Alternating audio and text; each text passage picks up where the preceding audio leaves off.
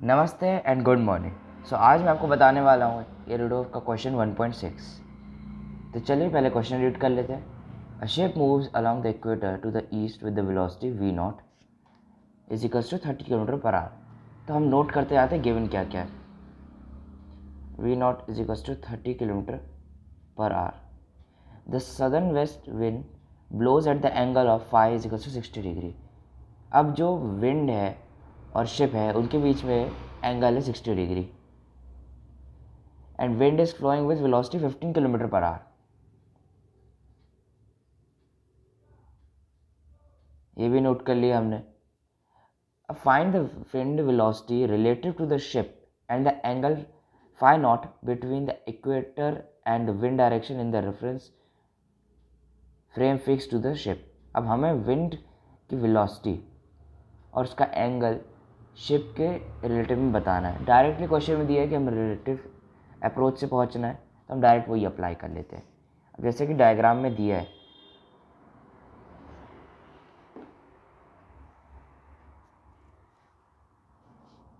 कुछ ऐसा डायग्राम बनेगा।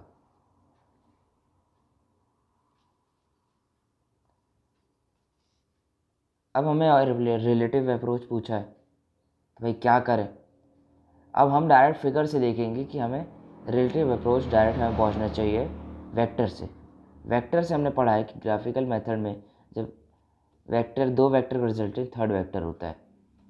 तो अगर ये इस डायरेक्शन में है और विंड अगर इस डायरेक्शन में, तो ऑब्वियसली उसका जो रिलेटेंट है, ये हम कह सकते हैं क्वेश्चन के हिसाब से इसका जो रिलेटिव वेलोसिटी है वो इस डायरेक्शन में होगा।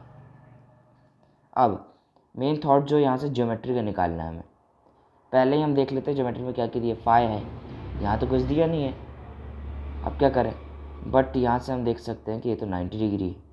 बहुत अच्छा कॉन्सेप्ट है, इसको यूज़ करिएगा, क्योंकि हमें एक्सेस के थ्रू दिया गया है कि भाई कैसा क्या है। अब हमें सीधा डायरेक्ट हम रिलेटिव अगर अप्रोच निकाले तो हमारा answer vector v is equals to vector sorry ये हम वेक्टर v डैश है, यहाँ वेक्टर v डैश आएगा, vector v minus v not से आ जाएगा। ये रिलेटिव अप्रोच रहेगी। अब वेक्टर v डैश कैसे निकालेंगे। वेक्टर v डैश डायरेक्ट अपनी स्टार्टिंग की थ्योरी से निकाल लेंगे। हम जो रिजल्टेंट होता है उसका सम कितना होता है मैग्नीट्यूड वे में। अगर हमें थीटा निकालना है तो उसके लिए tan थीटा का फॉर्मूला यूज़ करेंगे। तो जैसे कि आप देख सकते हैं मैं क्या यूज़ कर रहा हूँ। डायरेक्ट अगर इससे आप पुट करेंगे, वैल्यूज़ को पुट करेंगे, तो आप डायरेक्ट पहुँच जाएंगे इस आंसर पे 39.7 किलोमीटर पर आवर। अब उसने फाई भी पूछा, फाई कैसे निकाले। फाई मैं बोलूँगा कि आप इसमें tan थीटा के उससे मत जाइए, क्योंकि tan थीटा में थोड़ा सा कैलकुलेटिंग आपको डिफरेंस आएगा। बट अगर आप देखें यहाँ पे, तो हम इसको नेमिंग दे सकते हैं फाई डैश, क्योंकि रिलेटिव में निकालना है ना भाई हमें। तो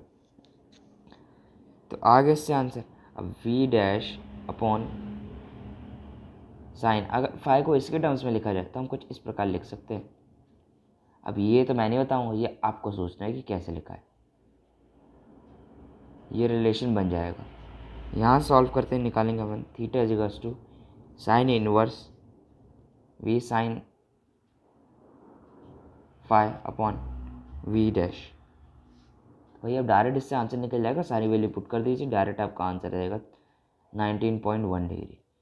इस चीज़ को कैलकुलेट करने के लिए आप कैलकुलेटर ज़रूर यूज़ करें। और साथ ही साथ मैं बता दूं, इस टाइप की कैलकुलेशन कभी भी एग्जाम में नहीं आएगी, क्योंकि इसके लिए हमें ज़रूरत पड़ती है ट्रिग्नोमेट्रिक टेबल की। तो अब यहाँ पे हमने निकाल लिया है आंसर। तो जैसा कि मैंने अप्रोच कौन सा किया, रिलेटिव अप्रोच सबसे बेस्ट है। रिलेटिव अप्रोच अगर आप यहाँ पे निकालेंगे भाई कि हमें पूरा निकालना है वेक्टर फॉर्म में, तो फिर वो थोड़ा डिफ़िकल्ट हो जाएगा। यहाँ पे डायरेक्टली एक ही क्वेश्चन ये यूज़ करें, या तो यहाँ पे एक tan थीटा वाली इक्वेशन यूज़ कर सकते हैं, या तो ये।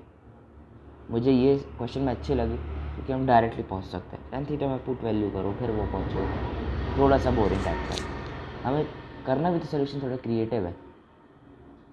तो आज के लिए इतना ही। Thank you.